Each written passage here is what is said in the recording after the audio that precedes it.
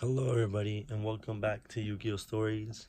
Today we're going to be doing a deck profile for Invoked Mekk, and I'm also at the end going to have my side deck and a little bit of little cards and the reasons why I don't play them, and cards that you could play in them but I don't personally play them. And this list we'll be looking for, this is post the Thunder Dragons, post the YCS. It just happens where Thunder Dragons had a really big representation. So yeah, this is my current build. Feel free to share your build or leave any comments and suggestions down below. So let's just go ahead and get started. So to start things off, you can't play Invoked without 3 Alistair. You already know. Your 1-card engine of the deck. Just, you want to see him every turn that you can successfully fusion summon. Excuse me. You know, you just keep on recycling him, keep on fusion summoning, and he will like be a resource that will forever come back to you. Reason why we play the deck. Now along with Alistair, we want to play 3 Mekk Purple Nightfall. This guy is the best Mekk. Basically, if you don't know what he does, you can banish a face-up Mekk, so including himself or any other Mekk in the field, and it's a quick effect. And then you come back in your standby phase, but you banish them to search 1 Mekk from your deck. So he's pretty cool. Also, all Mekk, if you don't know, you can special summon them to a zone with 2 cards. So, you know. But I think if you're watching this, you pretty much know what Mekk do. But yeah, 3 of purple because he's the best one. Then you play 2 red. A lot of people play 3 red, a lot of people play 2. I think 2 is better because you can't really plus off of him game 1. And like, realistically speaking, purple is red. Like, also, like, you don't need 3 of red because you technically have 5 of red. You have your 3 purples, which, you know, you can just summon them, banish it, and then it'll get you a red. And your 2 actual reds. This card can be very impactful. It can get you a lot of advantage. You know, summoning it in a card with 2 columns. Hell, I've even resolved it summoning cards with 3 columns with like an extra deck, extra zone monster, a monster, and a back row. And it's just crazy. An instant +3. But I think 2 is perfect because, you know, purple can search it. And yeah, if you don't know what it does when it's summoned, you can add Mekk up to the amount of cards in the same column as him, with different names. It's pretty good at 2. And then for our only 2 targets, we play Yellow Star and Indigo Eclipse. Indigo Eclipse, there's not much to say about him. He can move around. He can move any Mekk to any like column. So as a quick effect, you know, nothing special. It lets you empty them out. If you really want to like put on a lot of pressure, just summon him, move him, and now that zone you can summon the other Mekk. And Yellow Star pops a spell and trap in the same column. Kind of sucks that you can't destroy field spells with them, but you know, it's okay. And then Red Moon is good, but like I feel like there's 2 types of decks. There's monster decks like Sky Striker and Goki and Thunder Dragon, and then there's like trap decks like Paleozoics and like Altergeist and like True Draco. Like I felt like Red Moon doesn't get a lot of value against the monster decks because like Gokis, like they'll probably have like that Cerberus protecting them if they U-link you. Sky Strikers, if you pop their monsters, the ray will just float and it'll actually grant them more advantage. But like against like Altergeist or Paleos, like blowing up one of their back row or blowing up one of their floodgates will actually be relevant. So that's why I play 1 yellow. Now for the hand traps, play 3 Gamma and along with the 1 driver. Gamma, honestly, Gamma's just here because I'm still scared of Goki, of that Dark Goki variant, the Hero variant, all these danger variants that can just FTK you and stuff. And like, before I would hold Gamma for actually going second to like stop one of their negates, but like sometimes Goki is just gonna like Gumball or hand loop you, and you just need to stop them before that. Like, you can't break their board with like 2 cards. You feel me? So Gamut's is there. You know, kind of it stops them in their midfield breaker too, which is pretty good. And you have to play the driver. Kind of sucks drawing him, but like you could work with it. You know, you can make a Merkaba and then have him in the grave, and then all your Gamuts will still be live. Then you play 2 Ghost Ogre.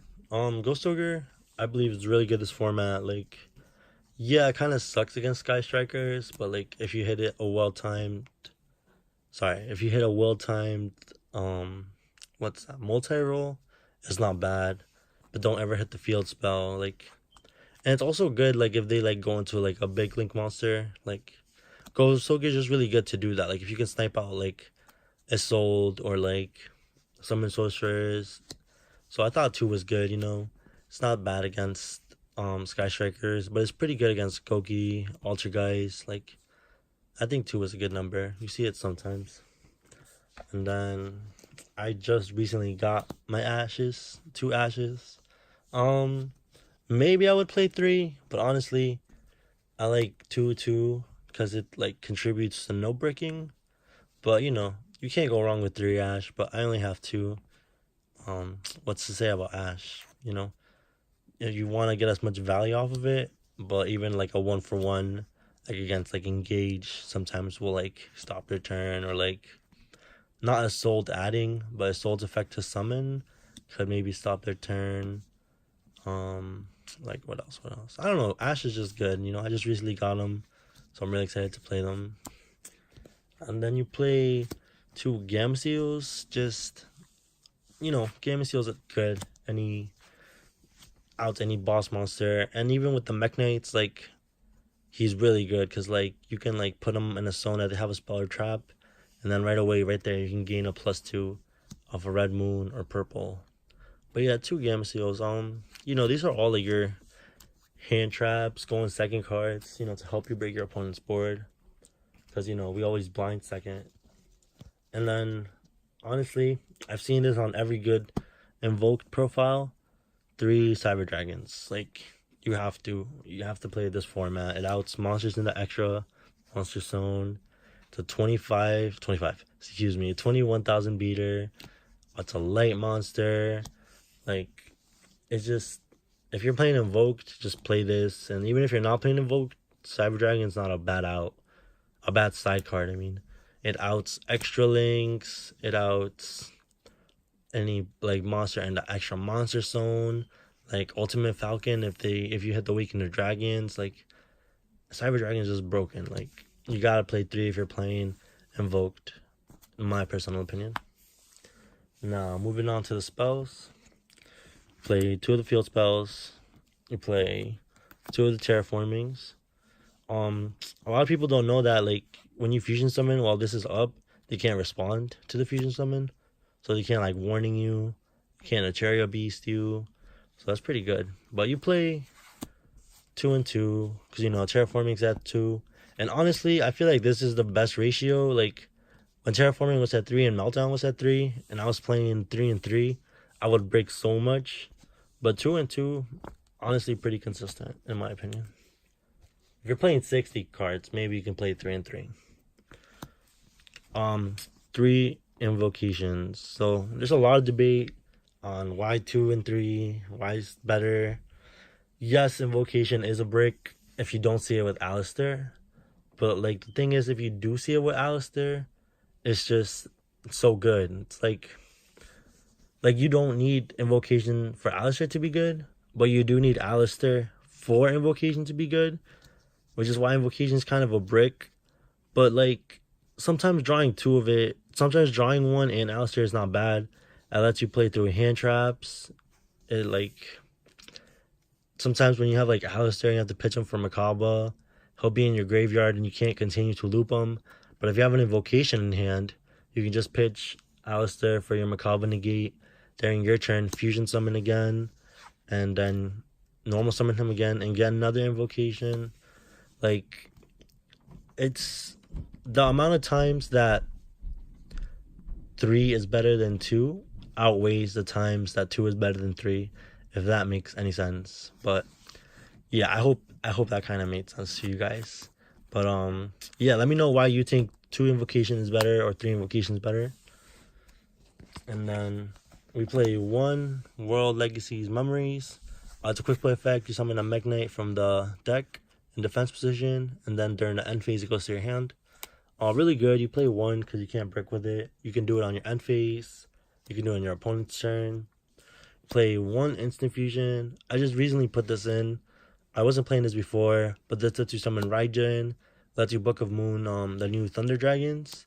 So I thought that was pretty good. Lets you search once their Book of the Moon.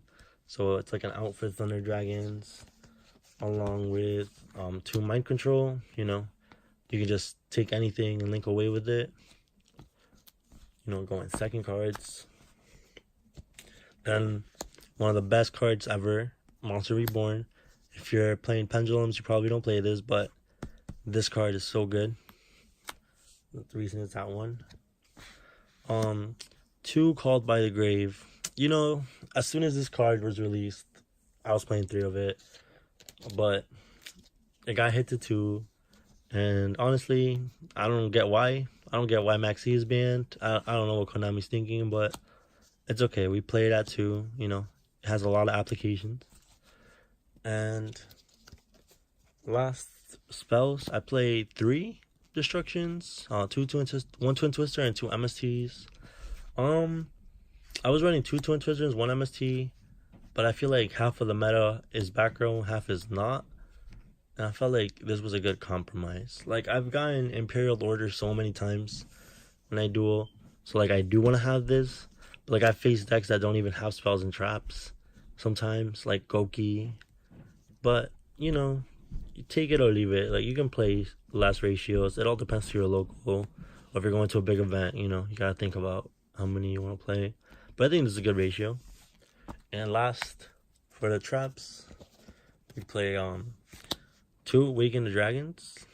So, as you can see, I don't play Scapegoats. I think this card is broken. Like, especially in this deck, no one thinks you're playing Awaken the Dragons. They'll just pop your stuff thinking it's like a scapegoat or like a bluff. And then they get a fucking big ass bird and they can't out it usually. And if you get that big ass bird underneath like Mekk and the Alistair link or something like that, like you lit.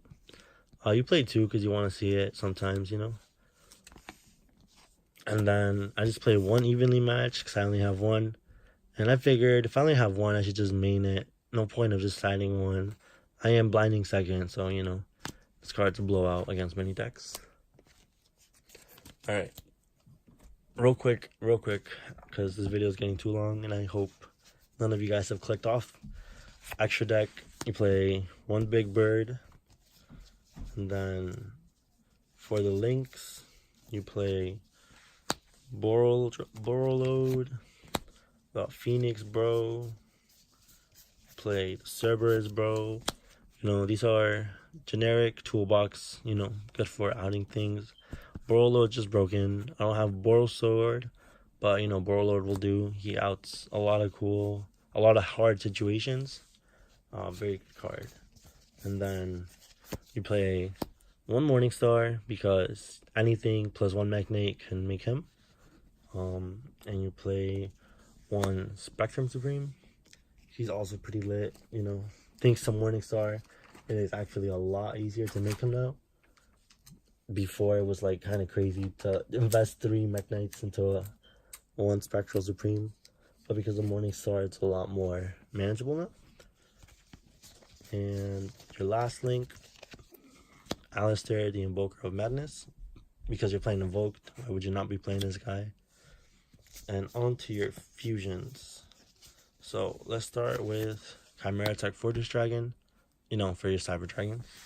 Let's get this out the way for now.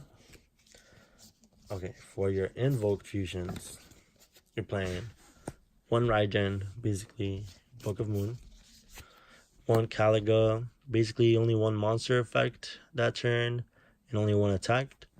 I put it in because of Ray, banished the Ray to cut off their looping. And honestly, if you can get a Caliga and a Mekk on board, it's honestly a pretty good lock. We got one Purgatrio. I'm debating on two, but I thought one is perfect. You should only be summoning him when you want to go for game. But, you know, maybe two if you want. And play one Megalanica. 3000 beater. Can't be widowed anchored. You could cut him, but I like having like the option for him. But you could put something else. Like if I had Boral Sword, like I wouldn't be playing this. But you know, I'd like it for what it is. Of course, you play the two Makaba, the best invoked fusion. Shout out to Construct. You already know late fusions. But yeah, why wouldn't you play two Makaba? You could play one honestly, but just play two because it's the one you go into the most. And last one, Elysium. This card outs so many things. Like some lists don't play it, and I can understand why. I don't even play Super Poly. Like it would be nuts to make this with Super Poly in the mirror match, but I'll go into why I don't play Super Poly. But yeah, one Elysium is good. You know, you can banish their extra monsters from the extra deck and like one of your invoked fusions to make it. It has a crazy clears the whole board by banishing an invoked monster from the field or the graveyard. It banishes all monsters with the same attribute, but if you banish this counts as all attributes, so it'll just wipe your whole board. Really good. Alright, real quick. Side deck. Another Twin Twister for the back row decks. Mind Control for all the freaking Thunder Dragons. Your side Ghost Ogre and one effect Baylor for Goki. And Kaiju for Sky Strikers or Goki if you want. You play the best engine. Scythe with 3 Sanctums. You side going first against Goki because why wouldn't you? Sometimes it's hard to go in second against them. Side decent. And then you also play Royal Decree for all the trap decks. You know, just go first against Paleo. Side decent. They try to evenly match you. Boom, Royal Decree. Honestly, it's pretty good. No lie. And the last 3 side deck cards. Heavy Storm Duster. This card's a 1 for 2. Like, this card is crazy. This format. I suggest playing it even in like turn 2 decks. Just put them in for when you're going first or something. This card is crazy. Okay, real quick before I end the video, I want to talk about 3 cards that I don't play and 2 cards that I don't play but I maybe would play. So the thing about these 3 that I've seen in other profiles is, yes, Book of Law is searchable. Yes, World Legacy Succession is searchable. But they all suffer from the same thing that Super Poly suffers. They all require engine to already be going. Like Super Poly, if you play Mud Dragon, doesn't require engine to be going. But I don't want to play a Mud Dragon for only Goki Extra Link and happen to draw this. Like the only way this really works is to make Elysium using one of your opponent's monsters and one of your invoked monsters, but you already gotta have an invoked monster there. So I feel like by the time you want to resolve this, you already have used up some of your resources. So I just felt like it wasn't worth it. Same thing with Succession and Book of Law. Like I could see the OTK plays for Book of Law, so maybe you could play it, but I personally wouldn't, because for this to actually be live, you must have already resolved the fusion summon, and then and only then will this be live. Like you already played 3 invocations that can sometimes be dead. Why would you want another fusion spell that can also sometimes be dead? Like, I could see an argument against it, but I just don't run it because of that, because it requires an engine to already be going for it to actually get value. And same thing with World Legacy Succession. Yeah, you can search it with Morningstar and bring back anything from the graveyard, which is pretty busted. But like if you open it, like a lot of the times you don't even end up on the Alistair link. You just end up in the Mekaba. So you can't like activate this under a Mekaba. Like I said, you could play it, but that's the reason why I don't. I just feel like I don't need it. Like Monster Reborn's better because you don't need a link zone. But like I would play this in Crusadia for sure, 100%. but not in a deck like this. Watch out for that Crusadia deck profile. I'll be posting that soon. And 2 cards. Slumber and Secrets. Slumber, just add a little bit more kaijus in and play this. It's a Dark Hole and an E-Telly and a Rhoda. It's a reason why it's that one. Maybe you could play it if you want. World Legacy Secret. What I think is better about this card, and it's like different from Succession, is this is less of a brick. This is less of a garnet. This summons a level 5 monster from your graveyard. Kind of like a Call of Haunted effect. And then negates any monster effects that activates in the same column as a Mekk Knight monster. For this, you can even do it with you can summon back a Cyber Dragon, and I know that's not a Mekk Knight, but all your Mekk Knight monsters will still, negate monster effects in the same column. But you can summon Cyber Dragon, you can summon your Mekk Knights, you can summon your Kaijus, you can summon your fusions. This card is less of a break because there's more situations for it to be live than this card.